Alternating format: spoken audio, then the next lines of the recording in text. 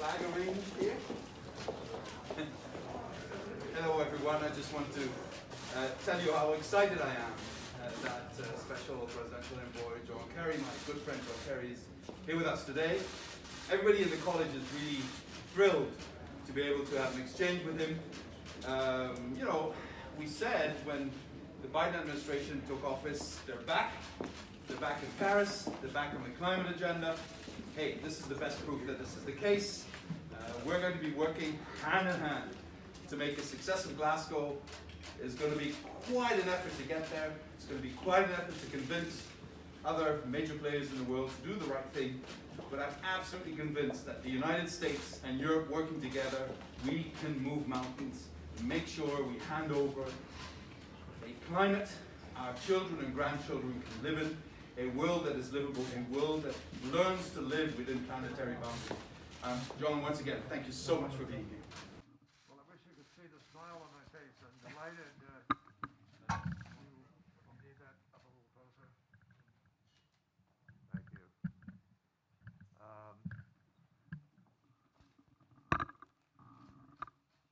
I'm really delighted to be back in Brussels. I'm delighted to be here with my friend Frans Timmermans and to meet with the College of Commissioners today.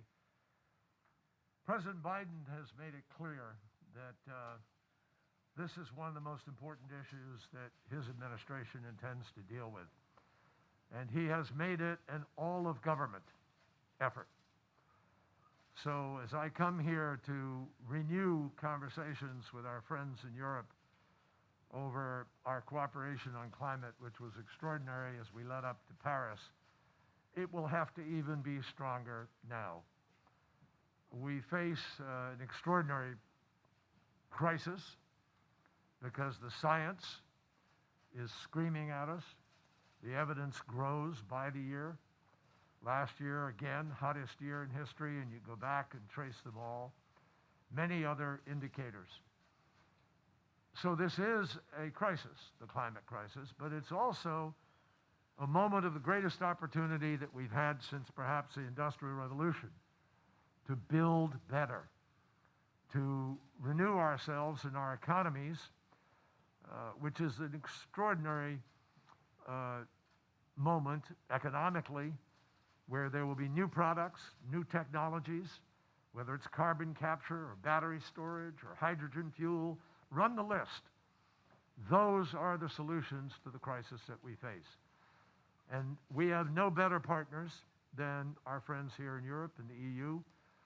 It is important for us to align ourselves now, which is what we will discuss today, because no one country can resolve this crisis. It will take every country, and it will be more than governments. It will take the civic society of our states, unities, our nations, and it will take the private sector, importantly. There are trillions of dollars or euros or whatever the currency that will be required, but every single economic analysis makes it clear.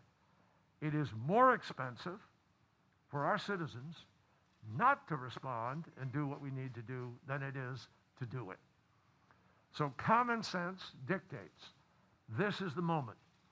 Glasgow is the last best opportunity that we have, that best hope, that the world will come together and build on Paris.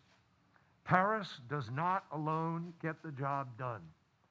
If all of us did what's in Paris, we still see a warming of maybe 3.7 degrees or more. And we're not doing all that we set out to do in Paris. So this is the moment for countries, common sense, governments, people to come together and get the job done. We can do it. We have many of the technologies today, and many, many countries are working, companies are working very hard to develop the technologies we know we need. This can be done. But the scientists tell us this decade, 2020 to 2030, must be the decade of action. And that's why President Biden is hosting a summit in April to bring countries together to help raise ambition. And that is something we will have to do from now until we meet in Glasgow. So I thank Frans for his generous welcome, his invitation to come here. and I look forward to working with him and many, many others over the course of the next 8 months, which are just absolutely essential for all of us. Thank you. Thank you very much. Let's go and see President von der Leyen.